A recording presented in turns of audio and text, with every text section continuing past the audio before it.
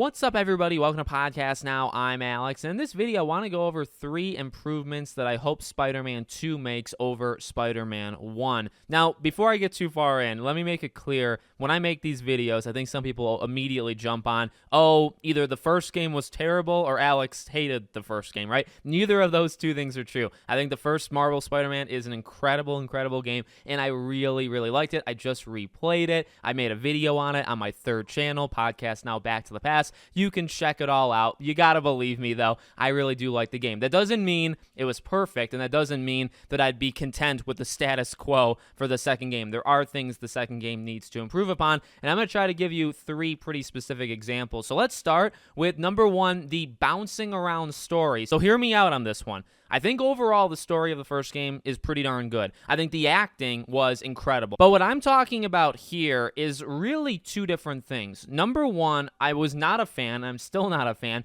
of the massive breakups in the story missions. So what I mean by that, and this has happened in past Spider-Man games, this is not new at all, but I do think you can change it. I don't think you have to be stuck like this. The idea that when you do a main mission, you then have to do whatever other stuff before the next main mission kind of unlocks itself to you. And in the past, it would be like earning points, like in the original Spider-Man 2, right? Like Sam Raimi's one, you have to earn a certain amount of points before the next mission kind of unlocked. In this one, he would say, well, I better go check around town, and you'd have to do something, right? You'd have to complete a crime or do a side mission or collect certain things in the environment, and then you'd get that phone call. Or even, that would just be a thing in general, right? You'd get a phone call, they'd say, well, I'll get back to you, and then you'd have to kind of swing around for a couple real world, like our world, minutes until the phone rang again. They said, okay, here's the next spot to go for a main mission. So I don't think you have to do that in this next one, or at least I hope you don't have to do that. I think it's okay to kind of just drop missions back to back to back.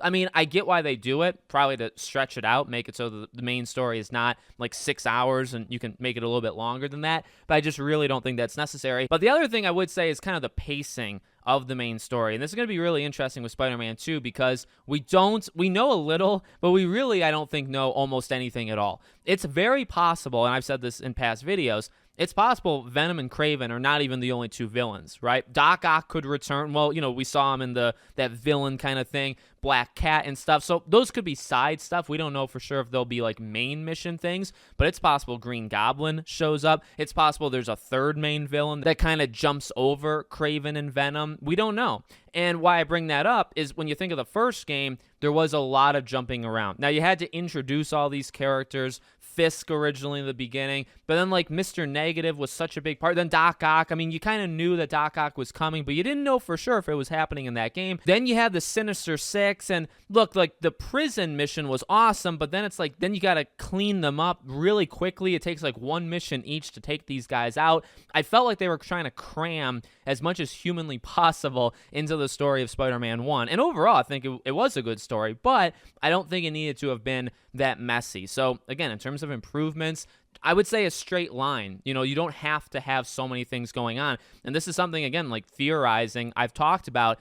If you did have only Venom and Kraven, I don't think that's the worst thing in the world. I think that is a pretty straight shot. You just kind of extend it. You don't defeat them kind of right away, right? And I think you can do that. If you add 3, 4, 5 villains, then you are going to feel like maybe it's too much. I mean, again, this is just my personal opinion. You don't have to agree with how I viewed the first game, but I think a straight line kind of single player story path is probably going to be for the best for Spider-Man 2. Second thing, I think I'm going to have pretty unanimous agreements on these next 2. Collectibles. Can we please, for the love of God, stop? So when I originally played it, I remember there being too many, right? I remember there being so many different types of collectibles, and I'll explain as this video goes, but playing it modern day, I haven't played this game in a few years. Hogwarts Legacy had just come out, right, back in February, and one of the main criticisms there was the collectathon. I mean, there was hundreds, multiple hundreds of things to collect, and I was not happy with it. A lot of people were not happy with it.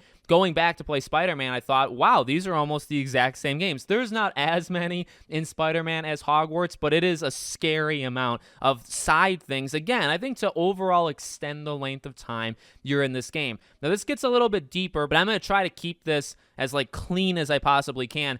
I firmly believe You don't need hundreds of collectibles in any of your open world games. I see why they do it. It's to extend the experience, is to make the world feel more full. And on the flip side of things, if you don't have those things in the game, then the game feels more empty. Then you're going to go on Twitter and everybody's going to say, oh, Spider-Man 2 is an empty world. I get the pros and cons of keeping the 500 collectibles or removing it. You're going to get hit either way. But look, I'm really serious. It is time, I think, game developers realize we don't need it. We don't need to collect 50 more backpacks. We don't need to take more pictures of landmarks, considering we already did that. So why would we be taking pictures of landmarks again in this game? We don't need to be doing 50 research stations, which, the mini games there, like the actual activities that Peter was doing was not terrible. Some were better than others, but they weren't like that bad. But there's so many of them. Miles, you have the synchronization with the music. I absolutely hated that stuff. Like,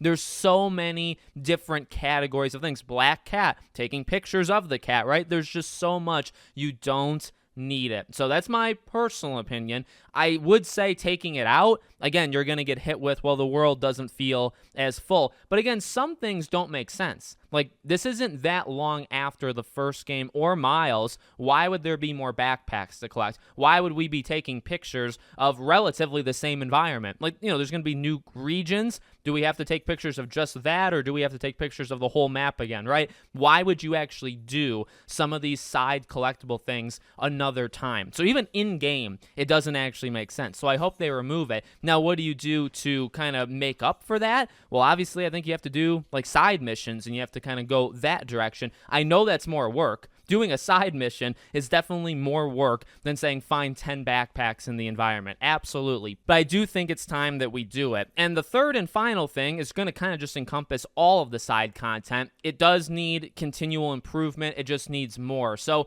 I guess what I would say here, side missions in Marvel Spider-Man, I don't think were bad. I think were pretty solid. I actually think they were really good, much better in Miles. And I'm talking like I think blue icon is what they are, like in the big map, right? The actual side missions that were pretty deep, at least in Miles Morales they were, right? So I would like more of those. I think if you just keep the trajectory that they were already doing, and I think they will, I think it'll be fine, right? So just have a bit more side missions, have them be a bit more in-depth, and they've already started that path, so I think we're going to be okay.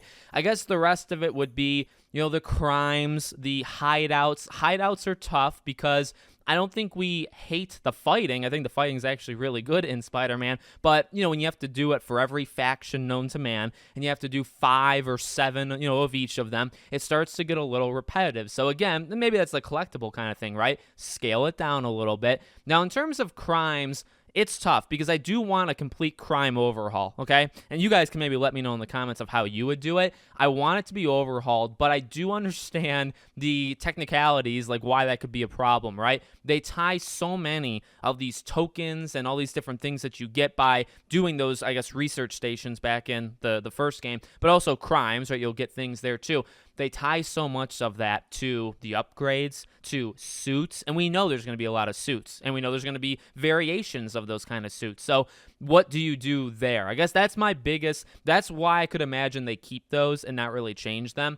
The crime thing, like, it was better in Miles because there were less of them, just overall, right? You activated them by your phone, so they weren't just popping up all the time when you're swinging around, but they're still repetitive. They were still not really deep, and there still were actually quite a few of them. I thought I remembered, like, there just being less to do in the crime kind of department of Miles. I mean, yes, there is less than Spider-Man or Marvel Spider-Man 2018, but there's still quite a bit. So I'll be honest, I don't have any massively great ideas. I think, honestly, the cop-out answer would be reduce them. Like I said, reduce the amount of police station satellites that you have to do. Reduce the hideouts. Reduce the crimes, because, again, like, when you reduce things, you can put more effort in the things that you have, right? If there's half as many crimes, you can maybe make them 25-30% longer, make them a little bit more detailed. I don't really necessarily know how you do it. That's kind of up for them. They're the wizards at it. I trust them. Insomniac is an incredibly good developer,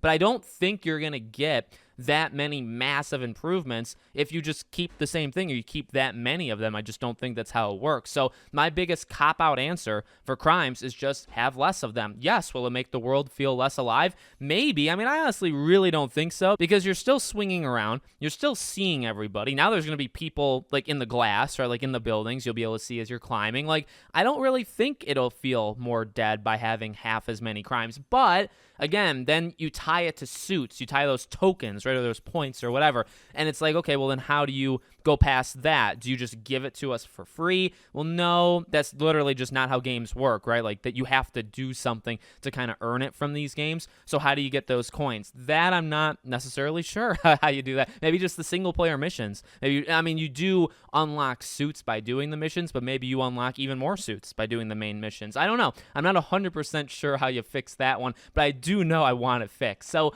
you guys let me know what you think in the comments. Is there anything you would improve in the second game from the first game? Make sure, as always, you guys are subscribed to the channel. I got a lot more Spider-Man 2 content coming over the next 2 months, and I hope to see you there.